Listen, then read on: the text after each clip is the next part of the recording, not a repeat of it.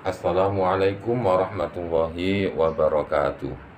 Bismillahirrahmanirrahim. Alhamdulillahirabbil alamin wa bihi nasta'in wa ala umuri dunya waddin.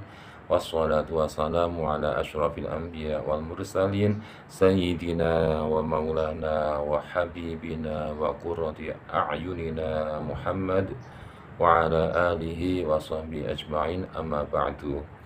Jumpa lagi dengan saya, Nur Mustajab. Saya adalah salah seorang mahasiswa Universitas Sahsibur Nurjati, dan kali ini saya akan membacakan kitab yang berjudul Adabul Alimi wal Muta'allim, yang mana kitab ini merupakan salah satu buah karya dari beliau Hadratus Syekh Hasyim Asy'ari, yakni pendiri organisasi NU ya, Nahdlatul Ulama. Dan kali ini saya akan membaca di bab yang ketujuh. Kita akan belajar membaca kitab kuning di sini dengan metode ala pondok pesantren klasik ya. Jadi nanti kita baca teks Arabnya, kemudian kita artikan per kata.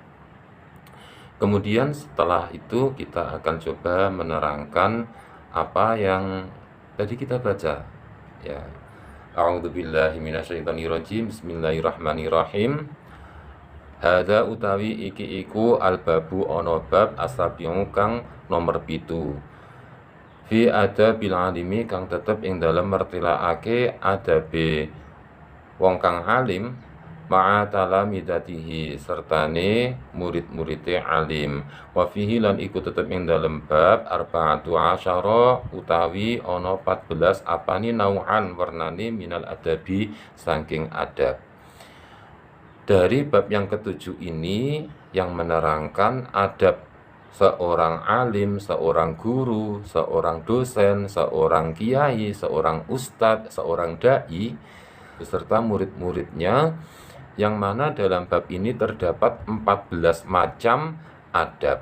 Kita akan coba kupas. Al awalu tawi kang awal iku aya qasida yen to naja sapa al alim bitalimihim kelawan mulangi talamid wa tahdzibihim lan didik talamid wajhallahi halik rana Allah taala wa nasril ilmi lan nyebarake ilmu wa ihya syar'i lan nguripake syariat. Adab yang pertama bagi seorang guru, bagi dosen, bagi seorang alim, bagi ustadz ya, siapapun yang berprofesi sebagai guru atau pepadan dari guru. Pertama, diniatkan nih, niatnya diperbaiki, niatnya yang bagus ketika mengajarkan ilmu, ketika mendidik murid-muridnya, ketika mendidik umat, ketika mendidik audiens ya. Diniatkan wajhallahi karena Allah Ta'ala, tidak karena mencari gaji, mencari pamor, mencari panggung, mencari nama besar dan sebagainya. Tapi niatkan untuk niatkan untuk Allah, niatkan karena Allah. Kemudian diniatkan untuk menyebarkan ilmu.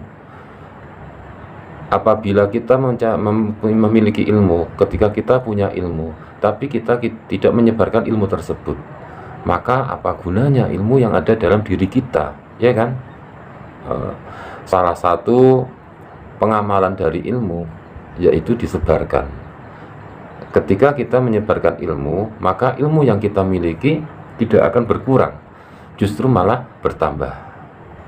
Wa ihya syar'i, kemudian diniatkan untuk menghidupkan syariat. Ya, siapa lagi yang mau menegakkan syariat, yang mau menghidupkan syariat kalau bukan dari ulama-ulama. Seorang ulama yang ahli dalam fikih di situ akan mati, tetapi ilmunya bisa tetap hidup ketika ilmu yang dia miliki disebarkan. Kemudian syariat itu akan menjadi hidup ketika seorang alim menyebarkan ilmunya, kemudian dijalankan, kemudian diamalkan, kemudian ditularkan lagi pada generasi-generasi selanjutnya. Selanjutnya wa dawami zuhuril haqqi, diniatkan untuk mendawamkan, untuk senantiasa melanggengkan menjelaskan perkara yang hak. Nih, banyak sekali orang yang takut menjelaskan apa yang hak, kemudian menjilat pejabatnya. Ini kesalahan para alim, para guru, para ulama ini kurang berani dalam menjelaskan perkara yang hak. Bahkan kadang-kadang perkara yang hak malah ditutup-tutupi, ya kan, untuk mencari aman, mencari keselamatan. Wa kumulil batili lan yantoniyat sapa alim wa kumulil batili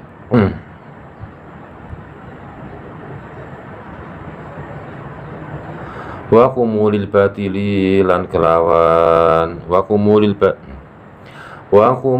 batili lan nglarang perkara kang batil, wa dawami khairil ummati lan langgengake kebagusane umat. Nah, salah satu adabnya seorang alim, seorang guru ini di situ ngelerem atau meredam perkara yang batil. Dengan ilmunya seorang alim bisa meredam perkara yang batil. Wa dawami khairil ummati, kemudian adab selanjutnya yaitu melanggengkan kebaikan umat. Nah, seringkali ini yang dilakukan oleh para guru di situ sangat mulia ya. Guru itu profesi yang mulia. Dia lebih mengedepankan kebaikan untuk umat daripada kebaikan untuk pribadinya sendiri atau bahkan keluarganya sendiri.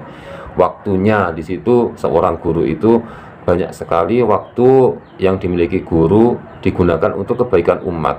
Sementara waktu untuk pribadi atau bahkan keluarga di situ lebih sedikit daripada waktu yang dia berikan untuk umat.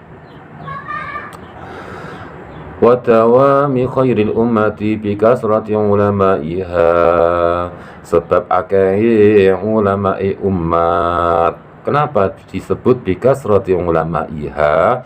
Karena ketika seorang guru benar-benar mumpuni, benar-benar menyebarkan ilmunya, kemudian dari didikan beliau ini muncullah ulama-ulama baru, murid-murid beliau jadi seorang dai, jadi guru, dan jadi ulama. Bisa dibilang satu guru tersebut mencetak 100 ulama atau bahkan lebih dari ulama. Kemudian dari 100 ulama dari murid beliau yang sudah jadi ulama, muncul lagi 1000 ulama yang lainnya hingga menjadi generasi-generasi para ulama.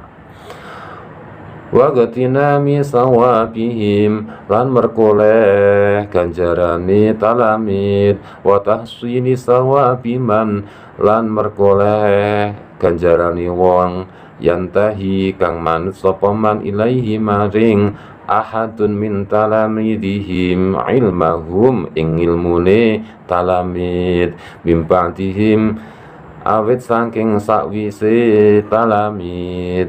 Ini tadi saya katakan seseorang guru ketika menyebarkan ilmunya, maka ilmu tersebut bisa dikatakan menjadi aset pahala yang tidak pernah putus pahalanya, menjadi amalan-amalan yang tidak akan pernah putus pahalanya sekalipun seseorang tersebut sudah meninggal. Contohnya, ketika Anda mengajari 10 siswa, kemudian siswa tersebut tumbuh besar, tumbuh menjadi generasi seorang yang alim. Dari 10 siswa tersebut mengajarkan 10 siswa yang lain. Nah, ilmu yang Anda berikan pada 10 siswa merupakan pahala tersendiri. Dari ilmu tersebut diajarkan ke orang lain menjadi tambahan pahala lagi untuk Anda. Hingga ketika Anda sudah meninggal 100 tahun kemudian, Anda masih mendapatkan pahala yang terus mengalir tanpa terputus-putus. Nah, itu gambaran dari ilmu yang bermanfaat yang diajarkan kepada orang lain. Wa barakati du'aihim, lan merkoleh barokah du'ai talamid lahu maring alim. Nah, di sini ya salah satu berkahnya guru ketika dia meninggal banyak yang mendoakan dari doa-doa muridnya di situ. Buktinya apa? Keberkahan doa dari murid-murid tersebut. Saya sendiri merupakan salah satu guru honorer. Bisa kalian bayangkan ya, ini yang saya jalani, yang saya rasakan. Gaji juga tidak seberapa sebagai seorang guru honorer. Bisa dibilang jelas di bawah UMR.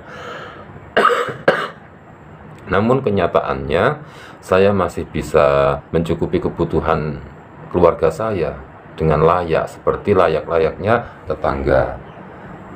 Saya masih bisa mengimbangi kehidupan mereka. Teman-teman tetangga bisa refreshing, saya juga bisa. Dengan gaji bulanan 350.000, tapi sudah cukup untuk 1 bulan, bahkan masih sisa. Dari mana yang lainnya? Allah yang mencukupi. Dari mana itu? Dari keberkahan doa-doa murid-murid saya. Nah, itu yang saya jalani, yang saya rasakan. Wa tarhimihim alaihi, wa tarhimihim lan merkoleh walas asih talamid alaihi ing atase alim. Ikatan guru dan murid di situ Masya Allah tidak akan terhenti. Ketika jam pelajaran selesai terus Rahman Rahimnya itu udah terhenti, tidak seperti itu ya. Jadi ikatan kasih sayang antara guru dan murid, antara murid dan guru itu akan selalu langgeng. Ketika seorang guru sudah tua, kemudian murid-muridnya sudah beranjak dewasa, bahkan ketika gurunya sudah meninggal, muridnya pun masih ingat, muridnya pun masih memiliki rasa ikatan kasih sayang terhadap gurunya. Min ba'dihim wallahu a'lam bishawab. Saya cukupkan sampai sekian. Insyaallah kita sambung di pertemuan selanjutnya. Semoga bermanfaat, dan apabila banyak kesalahan silahkan bisa meninggalkan jejak di kolom komentar. Wallahu a'lam bishawab. Ihdinas siratal mustaqim, siratal anbiya wal mursalin. Wassalamualaikum warahmatullahi wabarakatuh.